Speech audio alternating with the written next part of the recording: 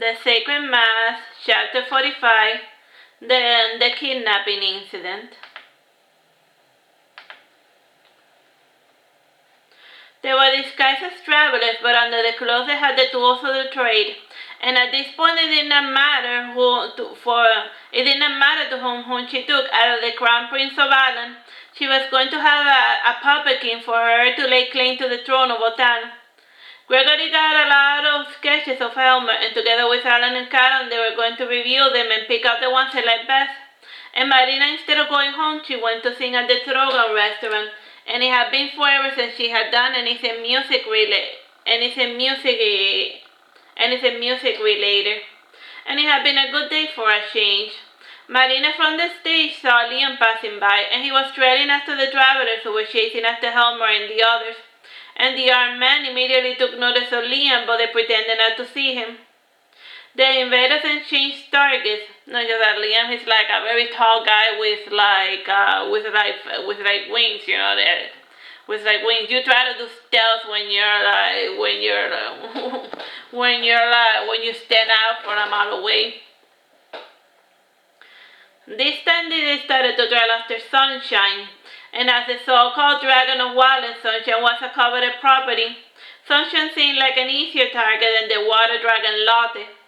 And Sunshine was a man of routines, and as of lately he was going to a hidden cave by the beach to cry alone for exactly 20 minutes. And he always did this after finishing the workday, and by then his entire mana had been spent healing others. And Liam waited until Sunshine was supposedly safe inside the cave in order to engage the invaders. And the first two, Liam lay flat by charging into them, and his brute strength alone was enough to cave in the skulls of the first two men. The Lady of Wotan smiled coolly, and she came prepared for the Dragon King Liam, and she knew that his red eyes repelled magic. And one of her men hiding in the shadows attempted to blind Liam with a knife, but the useless wings made themselves useful by instantly guarding his eyes. And arrows were shot as well, but the so-called useless wings repelled them. And Liam's body temperature started to lower, and the winds began to condense moisture around them. And with the moisture of the sea, Liam had the advantage. And he took a deep breath, and a cold wind started to freeze the armor and the knives of the enemy. So, like his icy breath started freezing them.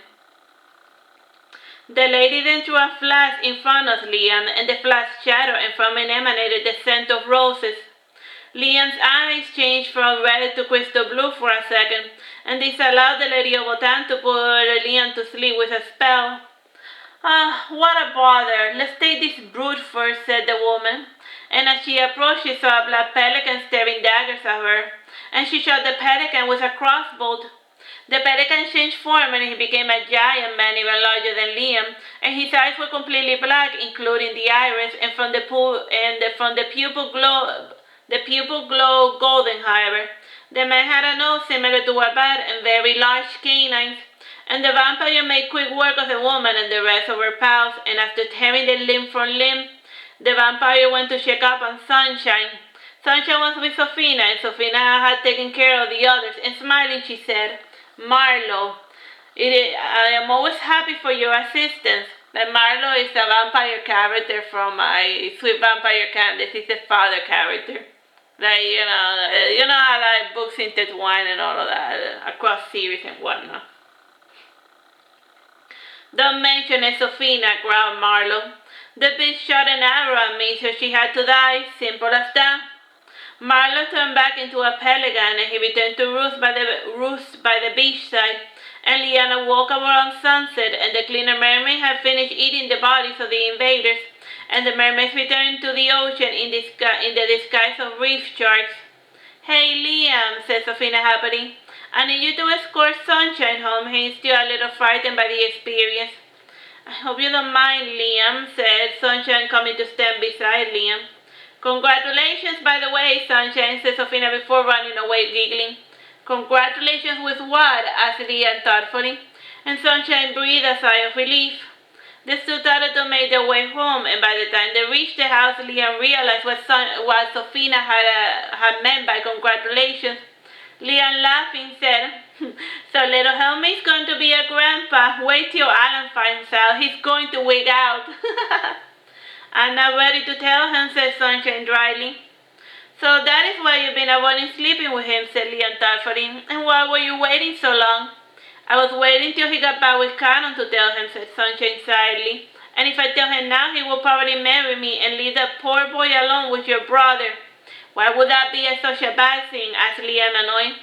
Because, said Sunshine, oh, the pain, your interrogation is killing me.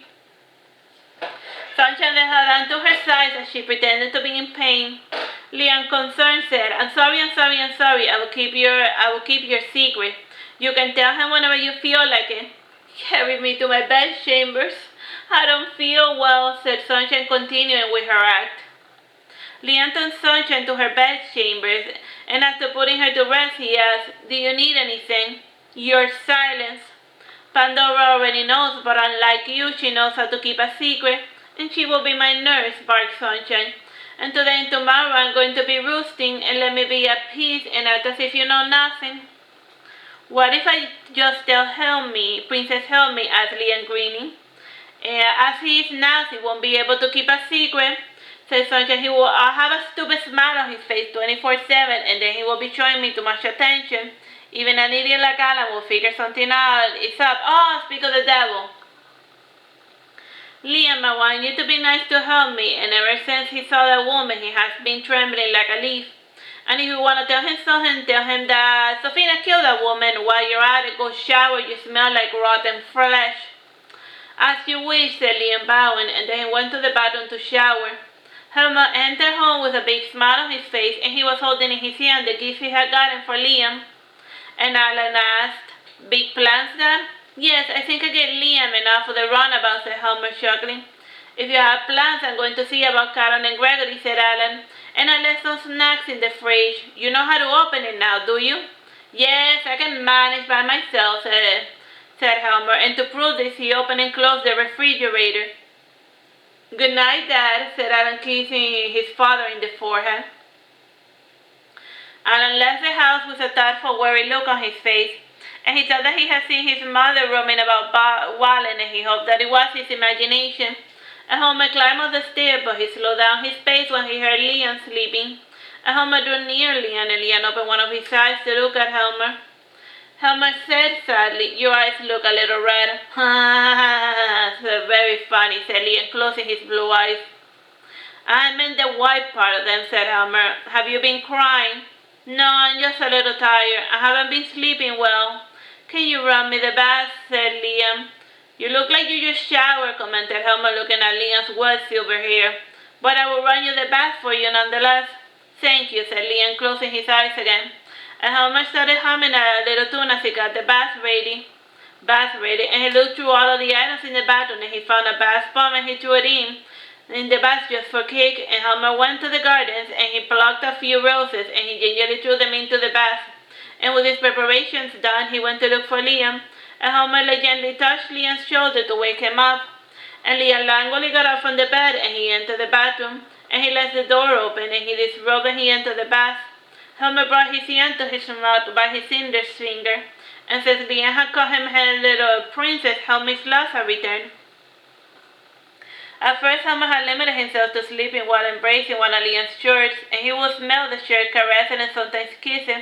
And then one day, Liam had given him a little gift. The gift was not attached to a holiday nor anything special.